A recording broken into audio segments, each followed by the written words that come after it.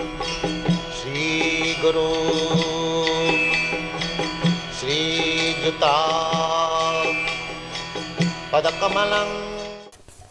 Hare Krishna, welcome to our channel Bhagavad-gita. Here it is, because we happen to have Bhagavad-gita as it is. Translation and commentary by His Divine Grace A.C. Bhaktivedanta Swami Prabhupada, and my name is Lavanga Latika. So we are in the 11th chapter, the universal form. Arjuna is requesting Krishna to show his universal form, which we heard is a transcendental manifestation, but it's not eternally existing in the spiritual world. It's only existing within the universe. And Arjuna has asked to see it, and Krishna says, yes, I will show it to you. So this is quite a long chapter, but we will read it text by text and see how far we get. Because Bhagavad-gita is an adventure. This is text 6, and I will start with the Sanskrit. Pasyadityan vasun rudran ashvinau marutastata bahunya drishta purvani Pasyat Sharani Bharata. O best of the Bharatas, see here the different manifestations of Adityas, Vasus, Rudras, Ashwini Kumaras, and all the other demigods. Behold the many wonderful things which no one has ever seen or heard of before. Purport. Even though Arjuna was a special friend of Krishna and the most advanced and learned man, it was still not possible for him to know everything about Krishna. Here it is stated that humans have neither heard nor known of all these forms of manifestation. Now Krishna reveals these wonderful forms.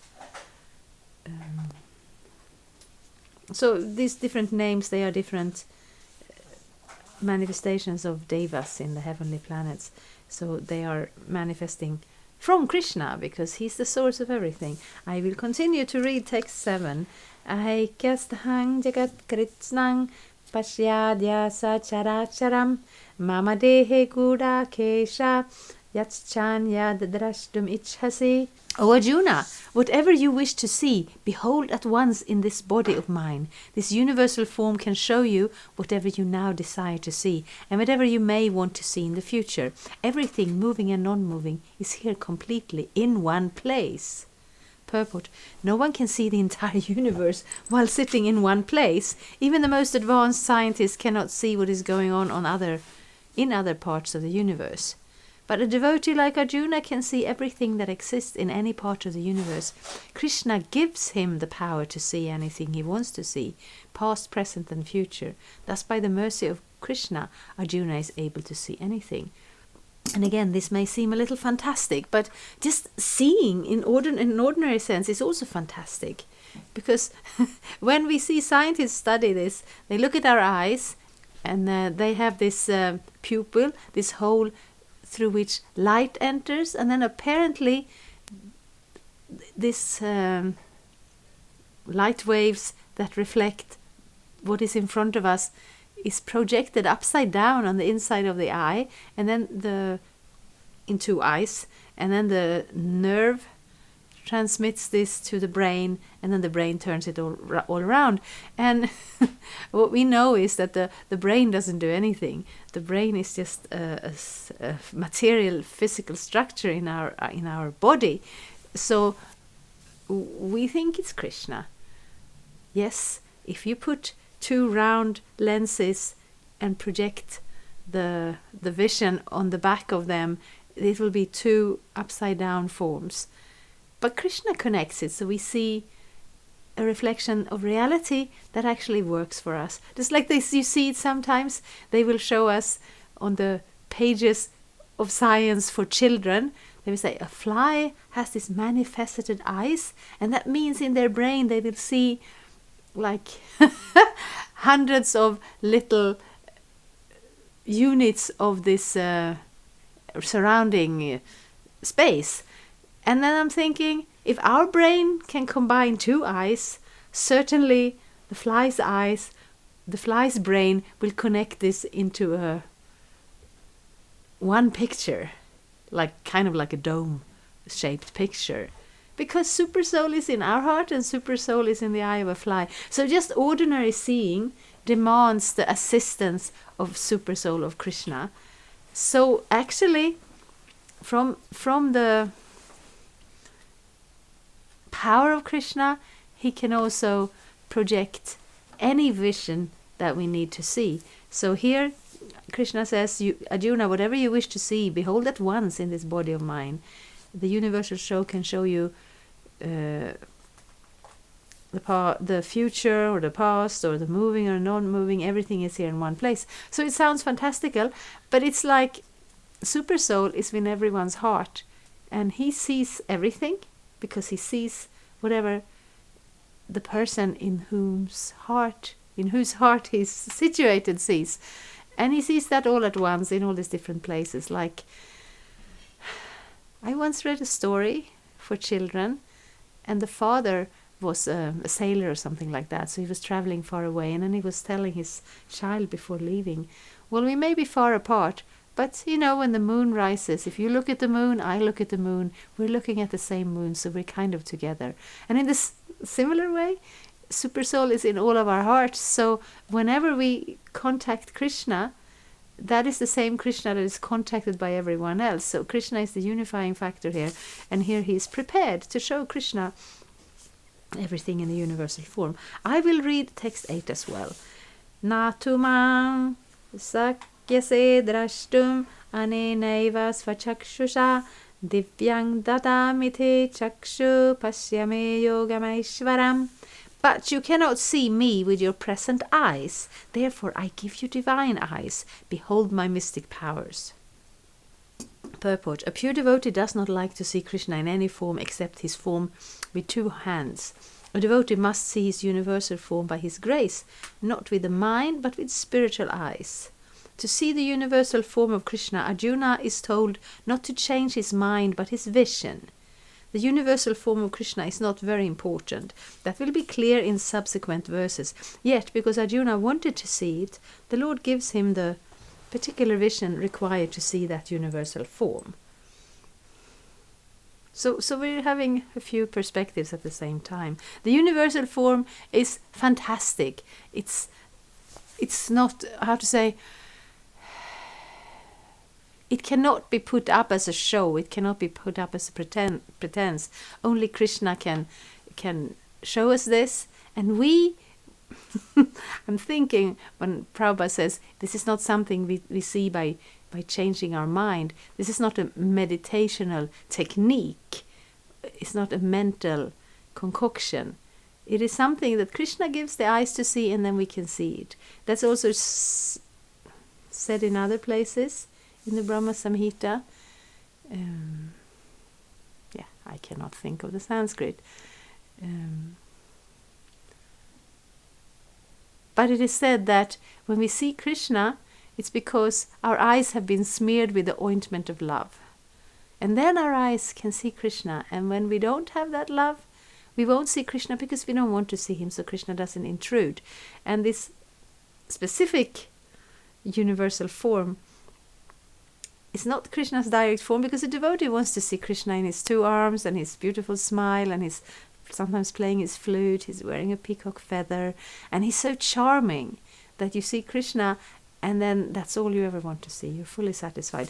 But here Arjuna asked for the universal form from a different perspective, so Krishna can fulfill that as well.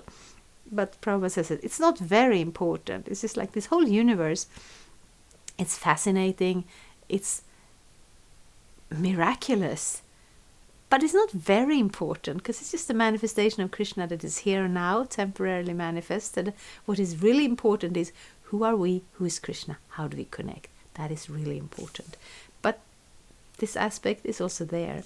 Devotees who are correctly situated in a transcendental relationship with Krishna are attracted by loving features, not by a godless display of opulence. The playmates of Krishna, the friends of Krishna, and the parents of Krishna never want Krishna to show his opulences.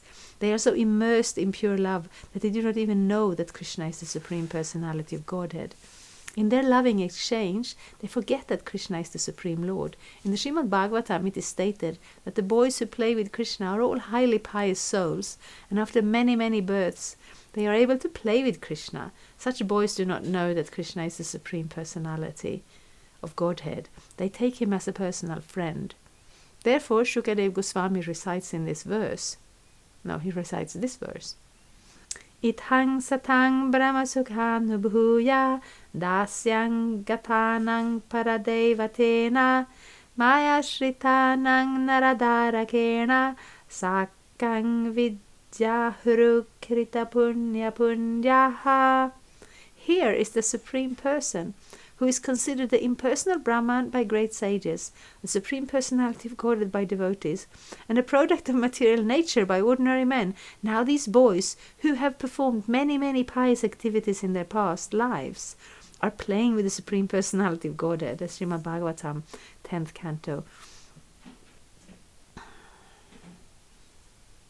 Yeah, because that is, for us, it is actually quite important to establish Krishna's position as God, as the Supreme, because otherwise it can be like, if we just want to hear about Krishna playing with his friends, it may sound a little bit like a children's book or a fairy tale or something kind of cute and nice and so on, but the deeper impact won't hit us.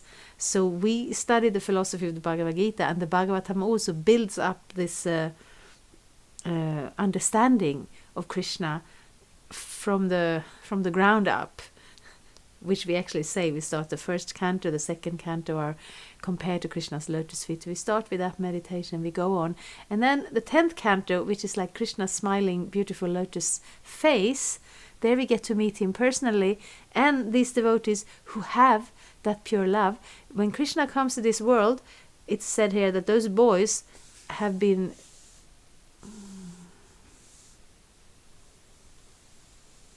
performed many pious activities in their past lives. Now they are playing with him. So some of the boys are like that. They have gradually developed in this world to the point where that's all they want. That's all they want, is to have that loving service to Krishna. And the other boys, they are coming directly from the spiritual world. They were never conditioned in this universe. They just travel with Krishna when he goes from planets to planets and play with him in that loving relationship in the friendship mood. And then he has his parents who have the loving relationship in the parental mood. He has servants, he has lovers, and they don't need to see Krishna as God, because their love for him, that's all they have. That's all they want. There are no distractions or separate interests or illusions. That's all they want. And Krishna reciprocates with that love.